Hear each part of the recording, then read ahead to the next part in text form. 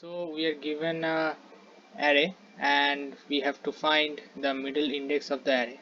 So now the middle index is defined as the sum of all the elements on the left of that middle index and sum of all index, or rather sum of all the elements on the right of the index.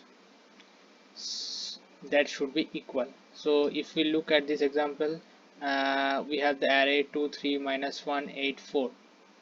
So if we take the element on the third index, we can see on the left hand side of 8 we have 2 3 and minus 1, and if we add them we get 2 plus 3 5 minus 1, that is 4, and we have only one element on the right of 8, that is 4, and we can see that the sum of all the elements on the left hand side of 8 and sum of all the elements on the right hand side of 8 are equal.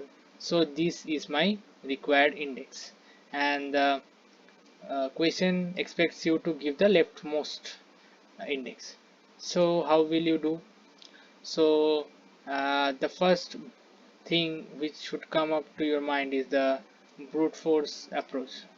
So you can go to every element, and for that you can find the sum of the elements left to it and sum of all the elements to the right of it, and if it is equal then you can print that index and break out of the loop.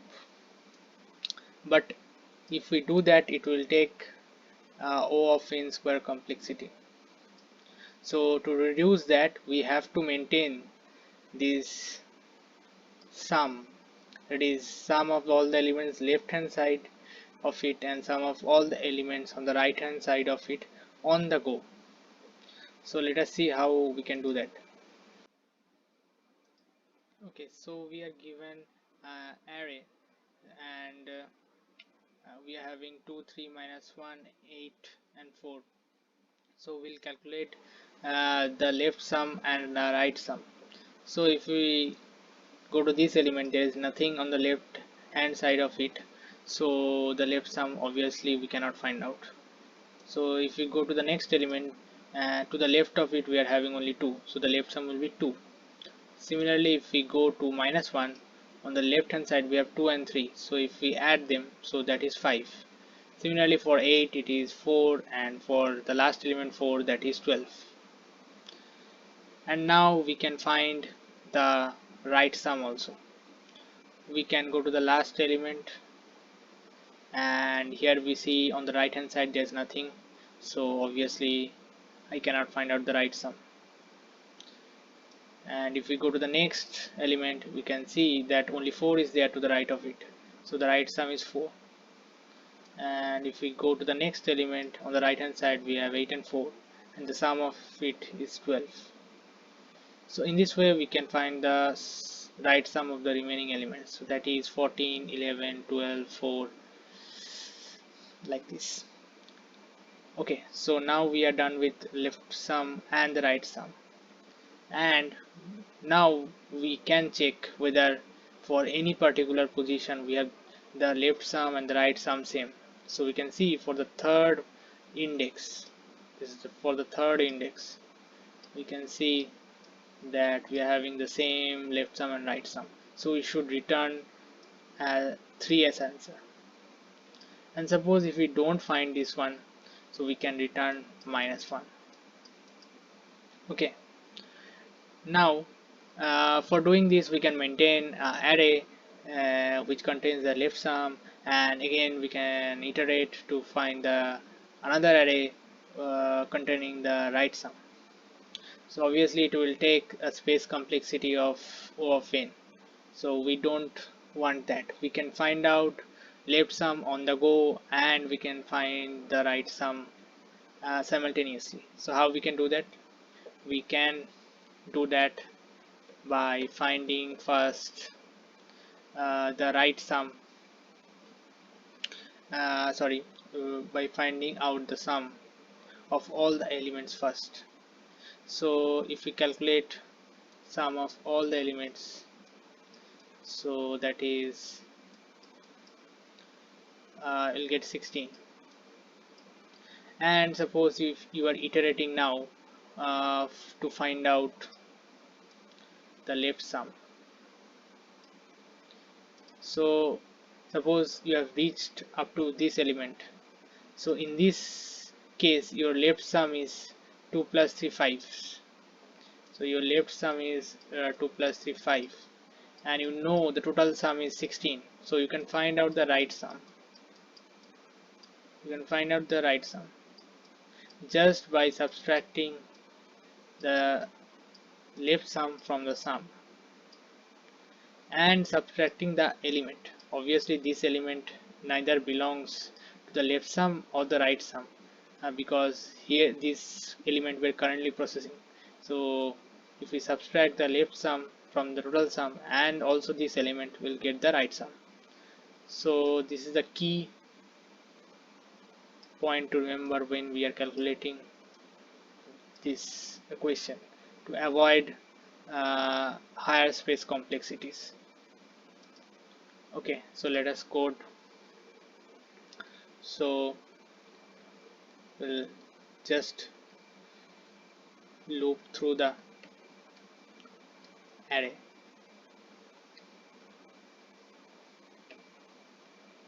Okay, so first one thing we should check whether the array is greater than length 2 or not, because if it is suppose the array is of length 2, suppose 2 and 3, so whichever element you take, it has a left sum but not a right sum, or a right sum but not a left sum, so it can be never equal.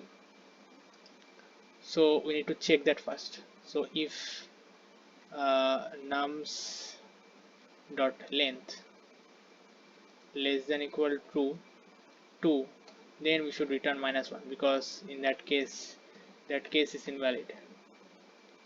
Else we should try and find the sum first. So int sum equal to 0, and this we are having for nums dot length and I plus plus, and we are adding all the elements of the array in the sum. Okay, so sums will have all the elements of the array. Now we have to find the left sum, so that is your left sum.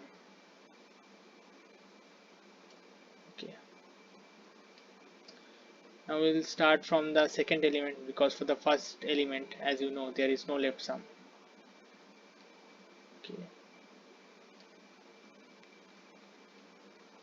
and also for the last element we don't have the right sum, so we don't need to calculate it.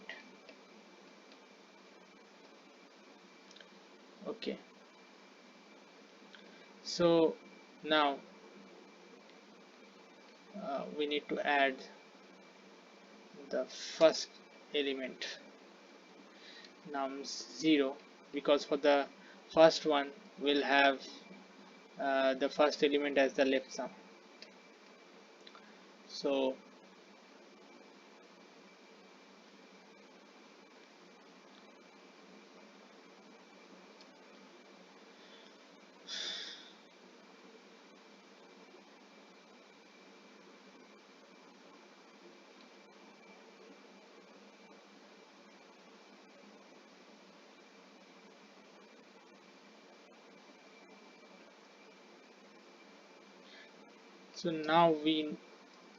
now we need to calculate the right sum for it. So what will be the right sum?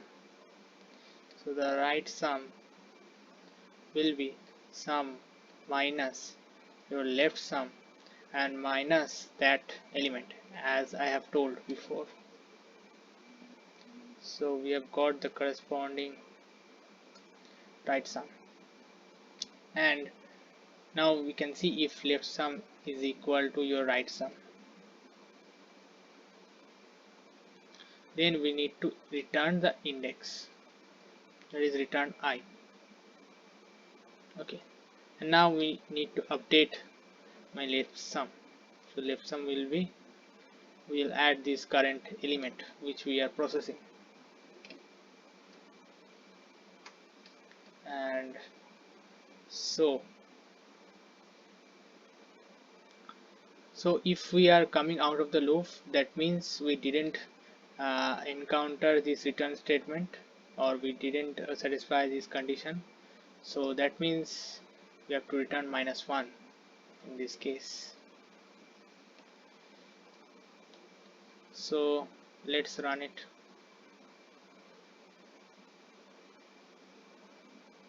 Okay, so this base case is accepted. Let's submit. So this is wrong answer. Okay, so my bad. Actually, in the left of 2, when we are not having any sum, we can obviously assume it to be 0, and on the right also there is nothing, so we can clearly say that is 0, and due to this the error has occurred. So we need to take the left sum as 0 and start from the first element, and obviously iterate up to the last one. And now obviously this formula will be the same, and the left sum will check if left sum is equal to right sum, then return I, and will update it, and we are returning if it is -1. So I hope it's correct now.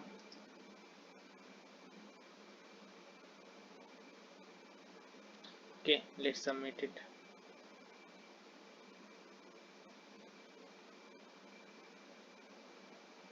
So now for 1 also, so that means in this case also we have to omit this case, because obviously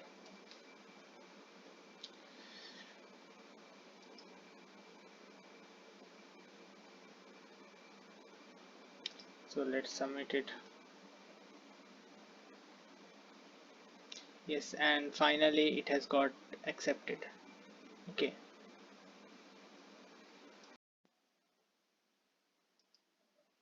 so the time complexity for this loop is O of n, and for this loop is also O of n. So we have an overall time complexity of O of n, and since we didn't use any extra space, so the space complexity is O of 1.